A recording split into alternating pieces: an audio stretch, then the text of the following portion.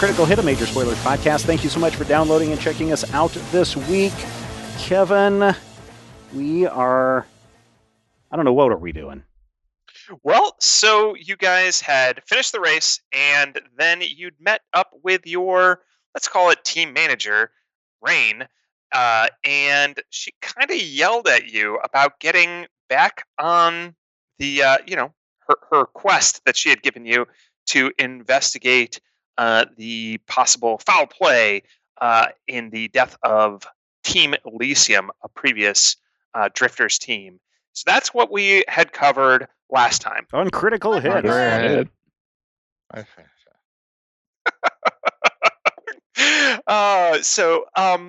So you had a data pad provided to you by Rain with some details about the ship and the crash and the company that had pulled it away from the wreckage, and you were going to start investigating some of your local contacts. That's because some of you have been to Akaton before, in terms of trying to dig into what happened here. Where is the ship now? Is there anything you could investigate on that front? So that was one angle, and then the rest was up to you guys. So you are on board the Squeaky Clean right now. And Squeebo is very happy to see you in his open mouth, googly eyed grin kind of way. And you think he was happy. He was happy or hungry or both. Maybe he was gassy. Is there a difference?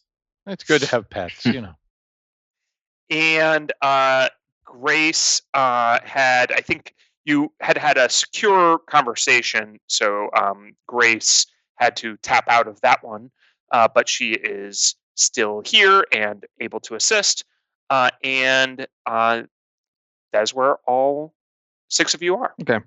So after resting some, we'll meet up again? Yes, so you guys want to rest aboard the Squeaky Clean and recover all of your stamina and spells and kind of officially level to level 4. Yes, recharge. Literally. Nice. All right, good. I will, once everybody's out, or at least moving around, I will ask Grace to ring up Talos' parents. So it's just you? Or no, you're waiting for everybody? Yeah, if people are around, then they can come over and take part in this, but I figure there's probably at least 1 or 2 crew members that probably don't necessarily want to be involved in this. I want my money. Yeah, so Bob is involved. Okay. Sure. So as you do that, you note on your little comms link infosphere connections thing that you have a message pending to you as well. Oh, I'll check that. It is from Big 313. The android that you know from back in the day. Great. Vangie, you also have a copy of the message. And it's audio only. And he says, hey, Hecubino and Vangie, so I'm going to need your help with something. Mind if I come by the Squeaky Clean today? And there's a response requested on the message. Well, that's a lot nicer than I expected from this person, if I ever heard from them again. Yeah. Want to have him come by? Let's see what he wants to say. I'll answer back, sure, come on by. And I'll say probably now-ish. All right, cool. So do you still want to call Talos' parents? Yep. All right. Who all is participating in the call? It's up to you whether you're awake and interested. Bob is. I'll be there. Yeah. Sure, why not? I'll be around just in case anything goes down. Okay, we'll so all everybody be there. That's cool. We're all there. All right. So you connect to the you're pretty sure after glancing at this, like what the most people have like contact information in your comms links that are straightforward. This one looks so sketchy. It does not look like a legitimate comms signature, but it's the only thing that Beth left after she hacked the ship's communications previously. So you're going into some dark infosphere zones. But you initiate the call with Talus's parents, and after just a moment, Beth again answers with she is again immersed in a giant gelatinous tank with like it's like a cylindrical tank filled with like a pink goo, but you can still see the floating contemplative that you identify as Beth, probably.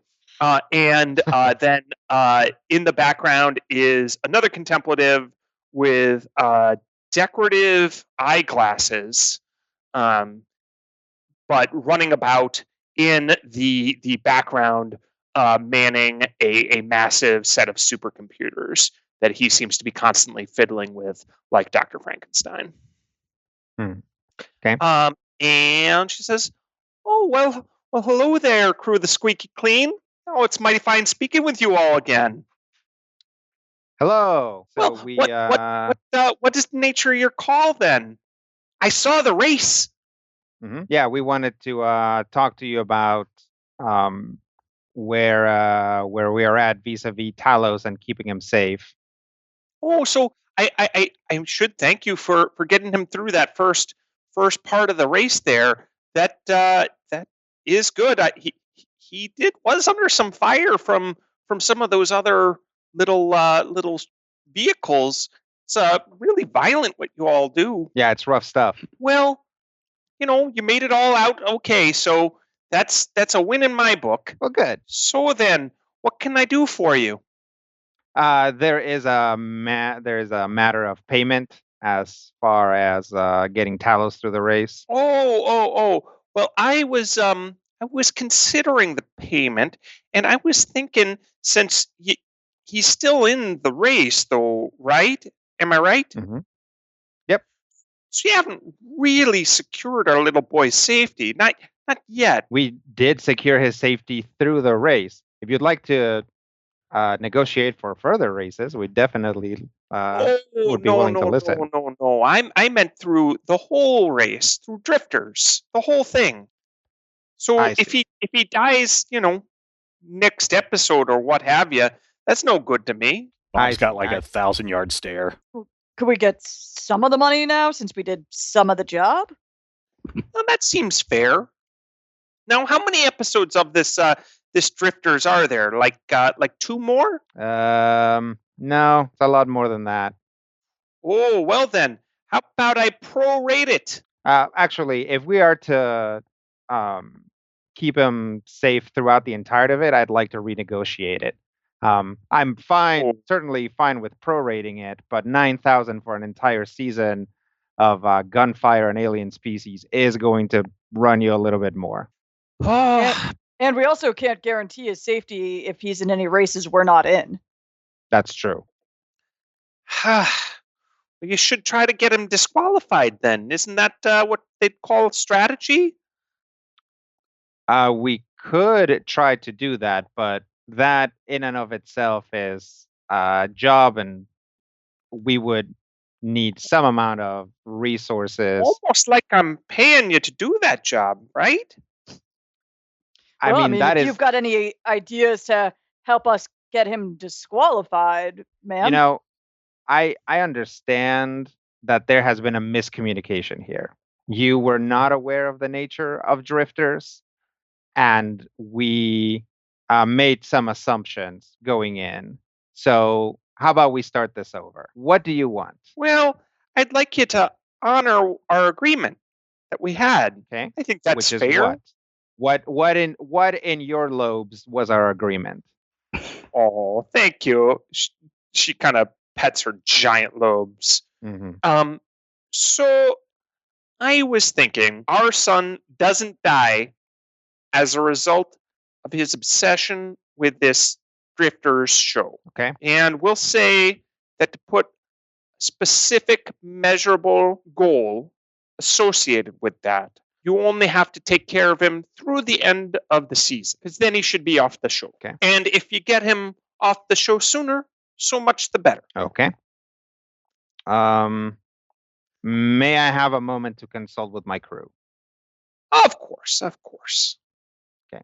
I'll mute the call. She just gets like a radical Team Lizard brain screen. It's probably done in crayon because we haven't gotten around to hiring a graphic artist. A graphic designer. Yeah. Something that Vangie sketched out on a cocktail napkin. Oh yeah. It kind of looks right, like Bangie's looks like Trogdor basically. Yeah. All right. So some issues here. Yes. There is this job could potentially be a lot more work, especially since there are going to be times when Talos is going to be racing where we're not at. So I think we have basically two options. Option one, we bail, essentially saying, well, we got him through one race, so prorate us one race's worth of stuff and, walk out of here with, 500 credits, which is something. Or we take on the job, we ask for more money, and then we make it our job to go and kneecap Talos. Metaphorically speaking. Yeah, this is more like a $90,000 job, not a $9,000 job. It is a lot of work, and we already are handling an entire race and other opposition. If they won't go for 120,000 credits, I say we bail on this. So you'd be, for 120,000 credits, you'd be willing for us as a team to make it our job to basically go find Talos and get him to get out of the race somehow? I mean, it's a lot better than the current agreement. It doesn't matter what the current agreement I would rather bail. I'm saying, would you, okay, so your vote is to bail. Yep, unless they're willing to pay a huge amount of money. Just as a quick point of reference, 120,000 credits would make you, even split 6 ways, so let's say 20,000 credits each, is incredibly, it's more money than any of you have ever had or seen. Sure. For what it's worth. Sure. It's definitely more than I've seen. I just like, I feel like Bob threw out a number, and then when I pursued it, he's like, but actually, no, it's too much work. So I'm like, okay. Yeah, pretty much, yeah. Yeah. I mean, we could do a lot with that kind of money depending this on this money is metaphorical. First, we would have to negotiate that sum. Well, we're starting at 9,000. Yeah, 9,000 is a lot, but I mean, I could still really use the money. But and if we could actually upgrade some stuff, it would really help us for the race. But then we could also maybe get in trouble if we tried to disqualify him. But he probably did something that he should be disqualified for, like mind controlling his teammates. Maybe we could just try to unmind control his teammates, and then they'll leave, and then his team will fall apart. Maybe. I don't know that his teammates are fully under mind control. I think that's just something that he does, and I'm pretty sure that Drifters doesn't care. Oh, you're probably right. The rules here are very lax, especially if you consider that the Formian team probably was either cheating by having too many brains or cheating by actually having no single complete brain. So it gets really iffy once you start figuring out what's mind controlling what. Well, we could tell her that it's going to be real hard to disqualify him because of that, and then try to maybe get a per race rate that we keep him alive. Yeah. Okay. That'd be an option. I don't know. The whole thing kind of sounds like everyone. I hate to interrupt your comms call. Everyone, I'm sorry, I hate to interrupt your comms call, but I just got a sensor alert, and it looks like we have visitors outside. Yep, there they are on the screen that Grace pulls up. That's an outdoor cam outside of the Squeaky Clean. You see about a half dozen. They look, I don't know, maybe soldiers or ruffians. You're not sure.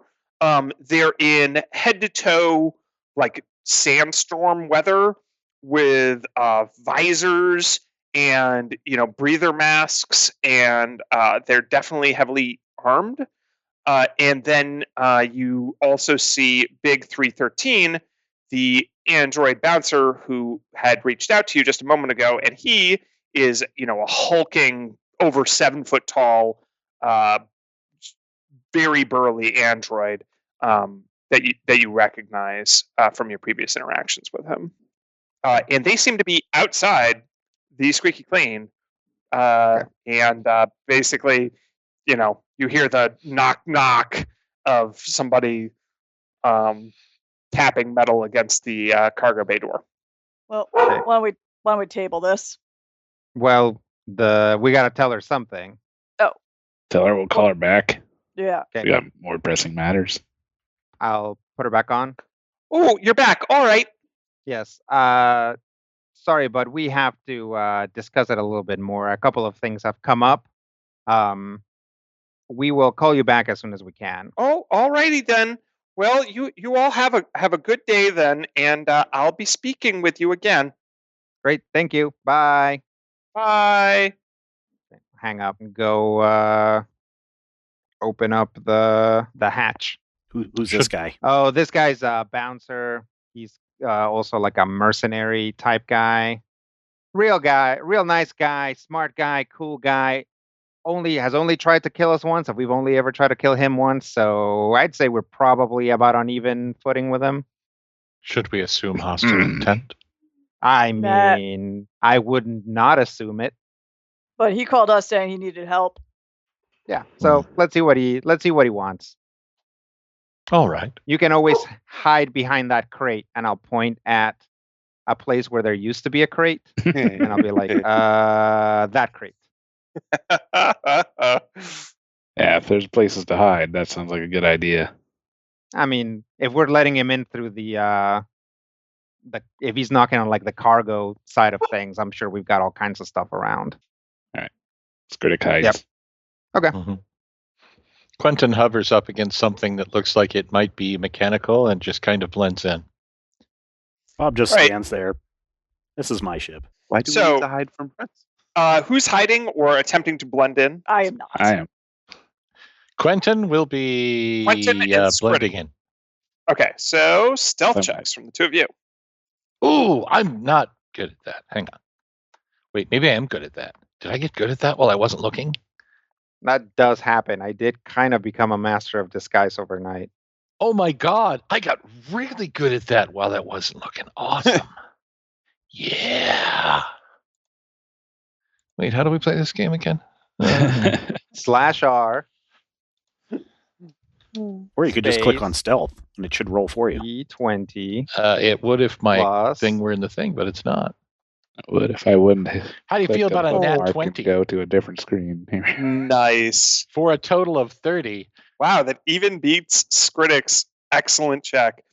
So I am a radar dish. Please move along. So Skritic, we'll start with you. What kind of area were you looking for to hide? I was kind of gonna try to get somewhere where I might have a little bit of a height advantage, so I can death from above if need be. Okay, sure. Like a stack of crates, maybe nestled in there a little higher up.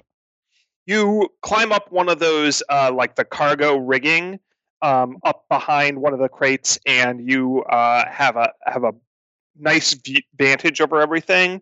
But there's no clean lines of sight to you. You feel very good about your position, and you have some like good mobility options for getting back down if you want. But Quentin is somehow able to basically be out in the open, and he adopts maybe some of the attributes of some of the lesser, camera robots that he's seen, as opposed to a full-fledged android like himself. So, Quentin, with your role, I'm going to allow you to you basically have to move about the room, but people will assume that you're an inanimate object as opposed to a free-thinking individual, and they'll just be like, "Oh yeah, that's like a random camera droid." Sneaky robot times. All right. The other four of you stand your ground. Yes. Yeah. All right. The ones And who can play tough, play tough. the cargo bay doors open. So, the two doors slide to each side, and then the little drop ramp comes down, and there are these half a dozen or so, well, exactly 6 individuals in this sand getup. They're all wearing bright red sashes, like belt-like sashes. And then there's Big 313. Big 313, like I said, 7 feet tall, huge android, basically bursting at his flesh-like seams of his synthetic skin. He has clearly made numerous body modifications to himself, mostly oriented towards increasing his bulk and strength. His muscles are literally cables you can see rippling under the surface of his skin.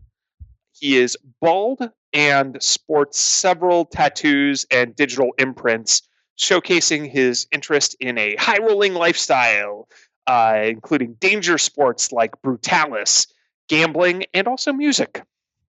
He also likes Radiohead. I mean, Fallout who doesn't? droid. Better than the rest. Fallout droid. That's a good one. Yeah. Infohead. My Mechanical Romance. And they start walking up the ramp. Yep. We'll walk up so that they don't necessarily get all the way in, at a respectful distance. Sure. So the guys in the sandy explorer outfits with the visors and breather masks, you basically can't see any of their skin at all. Mhm. But they're carrying some pretty heavy duty blasters. They're not pointing them at you, but Sure. they're two-handed weapons, and they've got one of them has some sort of pole arm on his back, and they're looking about. Clearly, at least Vangi, if not several of you, get a sense that these guys have seen many a fight. I mean, assuming they don't immediately start blasting us, I'll. Nope, walk they're not up. even pointing their blasters at you. Yeah. So I'll take point and be like, "Hey, Big 313, is that a new one?" And I'll point at, like a sexy lady rolling dice. Oh, hey, Hecubino. Yeah, I got this last time I was at the casinos. I had a pretty good time, but well, seems my ways might have come back to bite me. So I got a bit of a favor to ask. Okay. And he turns to look at the lead guy in this sand trooper outfit, and that guy pulls off his breather mask and visor and pulls back his hood, and you're looking at a red skinned, like a deep burgundy red, with scars on his face. Human, yeah. And so they're called Hilki, which they're just humans, but due to the environment on Acton, their skin tone happens to be a deep red. Too much iron in their diet. I acknowledge him. This here is Marcos.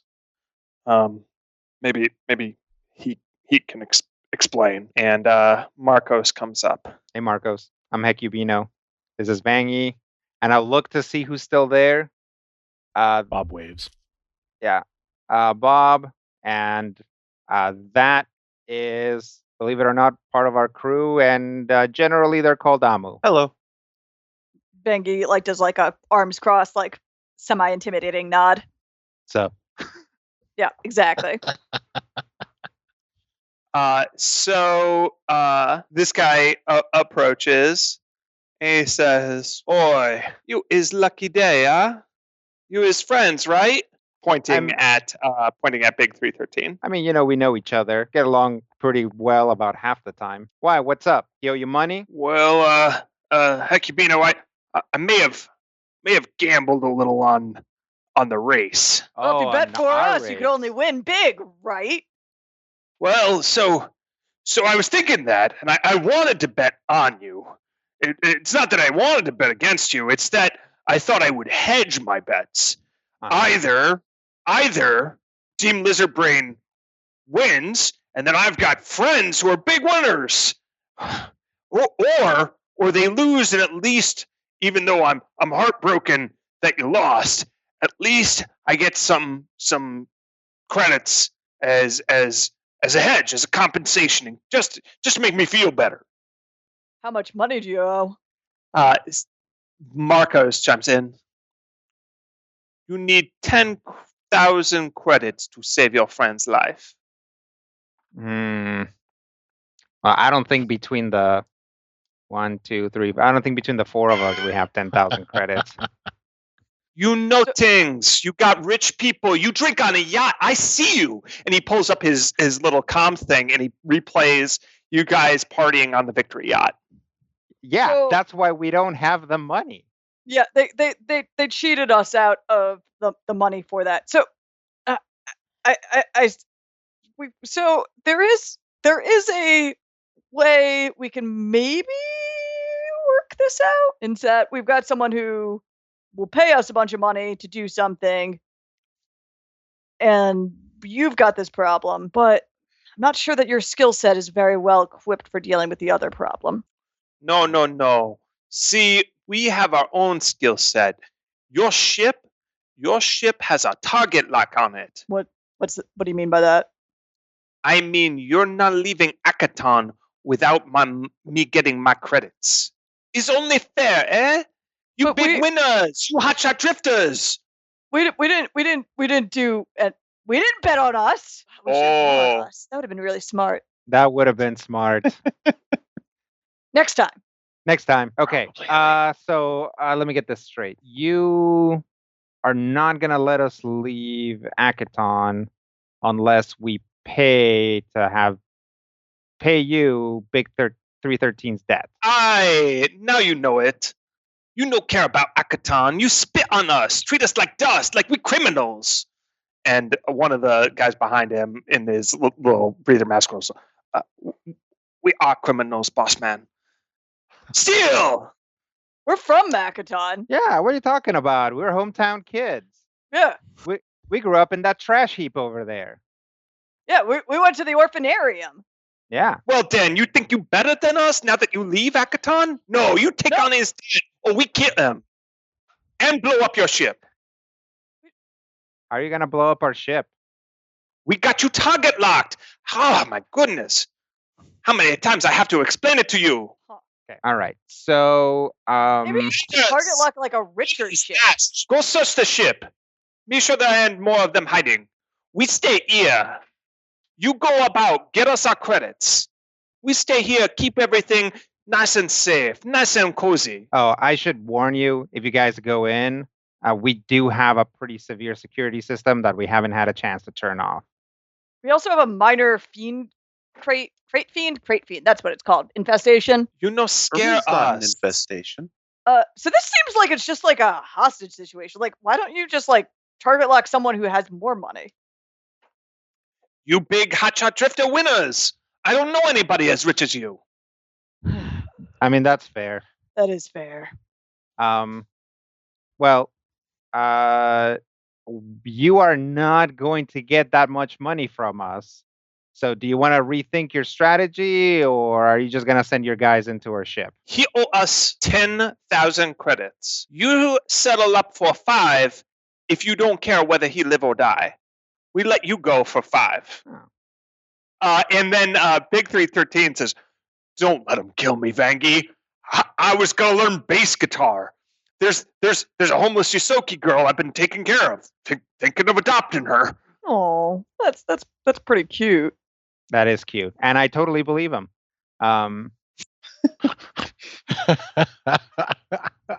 Okay. Well, I tell you what. If I had access to the ship's sensors, I'd try to figure out where the target lock is coming from. But otherwise, I will say that we'll think about it. We'll see if we can get you the money. Well, we stay right here. We're the Red Belt Gang. Okay. Have you heard of the Red Belt Gang? Have I heard of the Red Belt Gang? Make a culture check. I'm going to say Hecubino definitely hasn't. Nope. Oh, can I make some sort of check to convey something to someone? Absolutely. I think what you want is a Innuendo. Okay. Oh, actually, I think my character sheet's up to date. Activate roll 20 character sheet. 18. So what are you 18. trying to convey and to whom? I'm trying to get Bob to use the ship's sensors to figure out if we are actually if something is actually locked onto us, because I kind of get a sense that these guys are bluffing. So Bob or anyone else can make a sense motive check to try to pick up on what Hecubino is laying down. Sense motive. Ooh, this is pretty bad. Pass. I could try it. Yeah, no. Bob didn't I don't know pick if I up could on that. Do much about it though. Let's see. Well, 24. Scritic. Bob is like, that would be helpful. Wow. Matthew, stop A it. random Another- camera droid suddenly walks by or hovers through them. Oh man, Quentin just like, oh, you happen to want something maybe with an infosphere integration built into it to just seamlessly interface with the ship's computers, you say? Don't mind if I do. But Skritic, you also pick up on it for sure. So both Quentin and Skritic understand what Hecubino is trying to convey, and that his message was intended for his crewmates, not Marcos. Random camera droid floats over towards a console.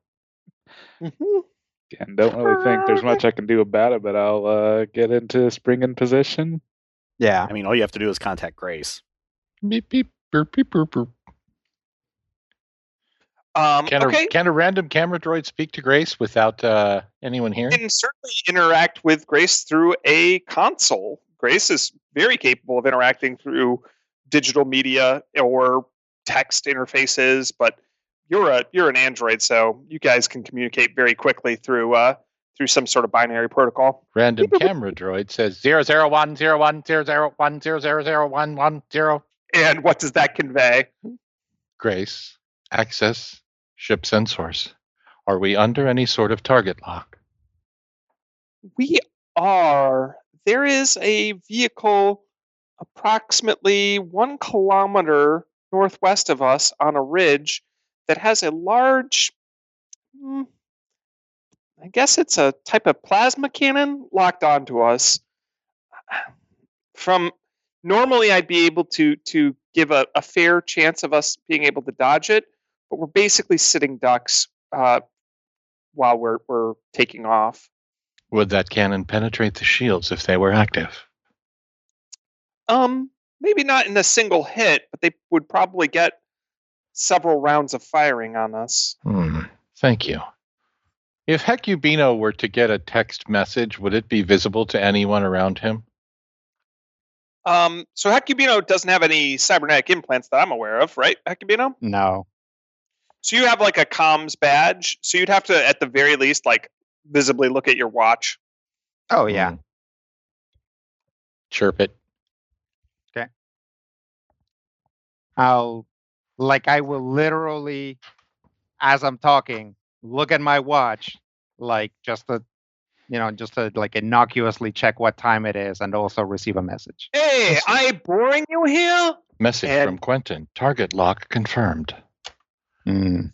Dawes, Kami, go search the ship. How many exits are there into the ship from the cargo bay?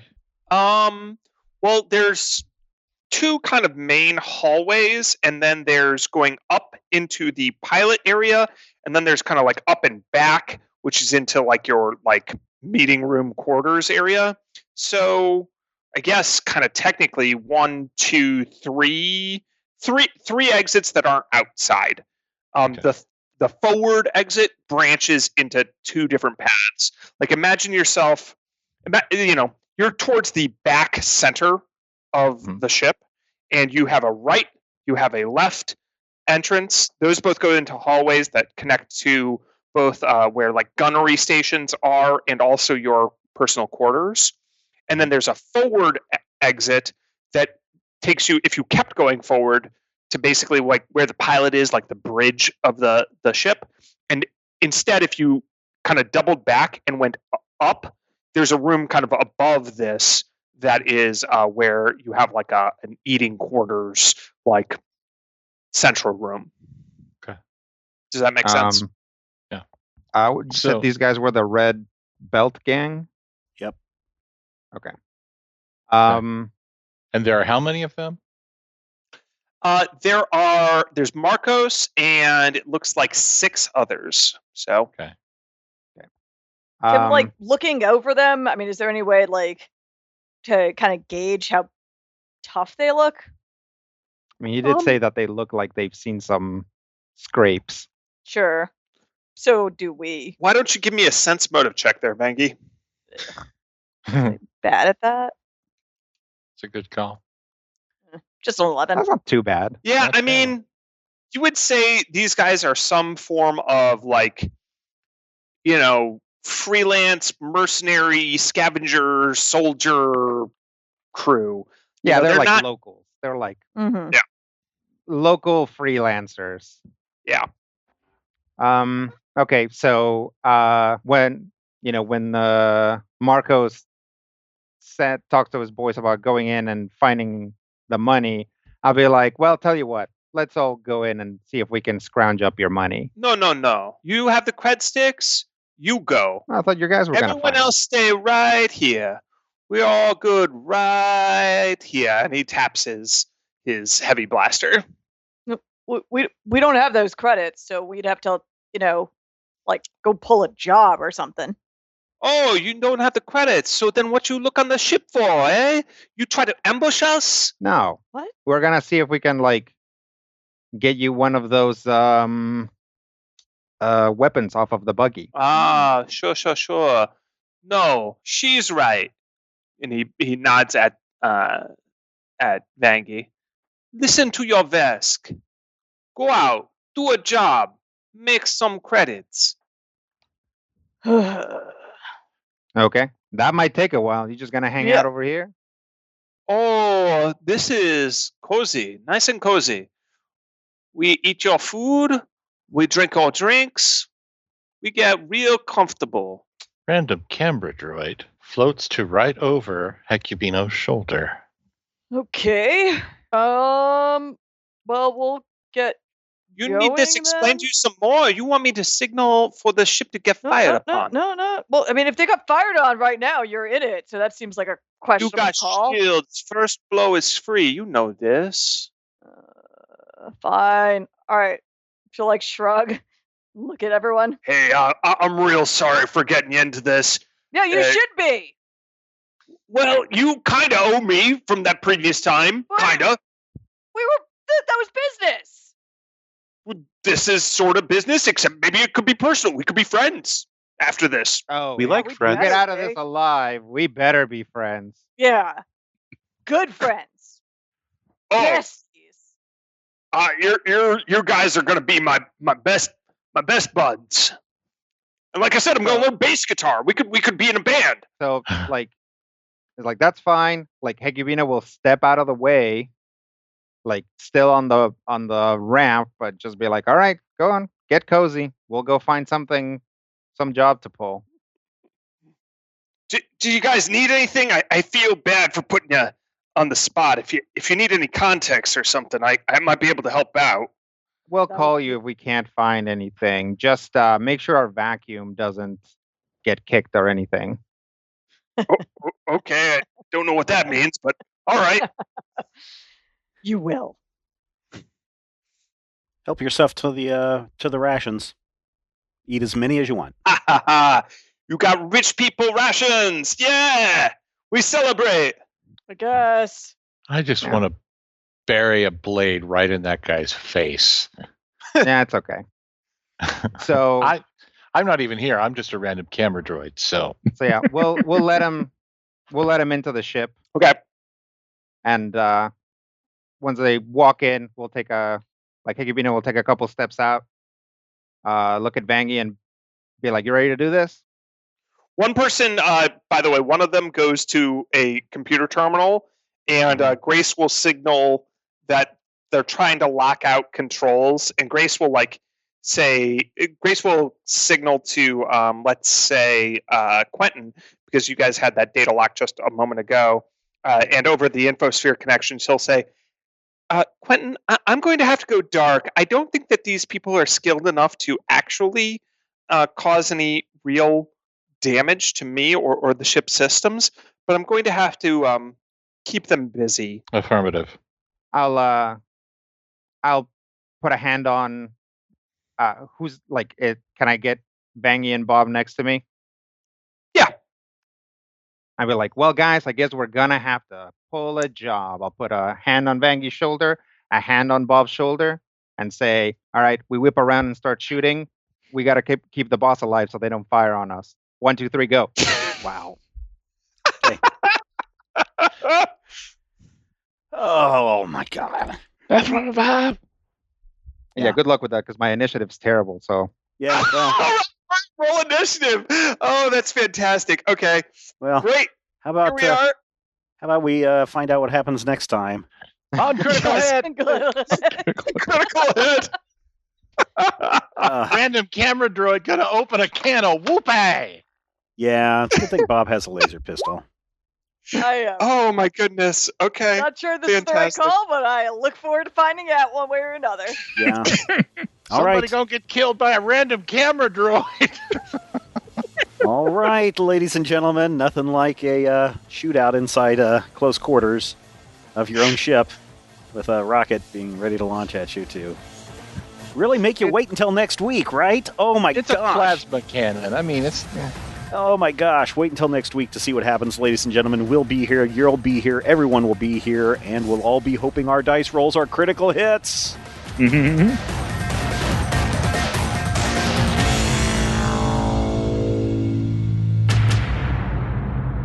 This podcast is copyright 2021 by Major Spoilers Entertainment, LLC.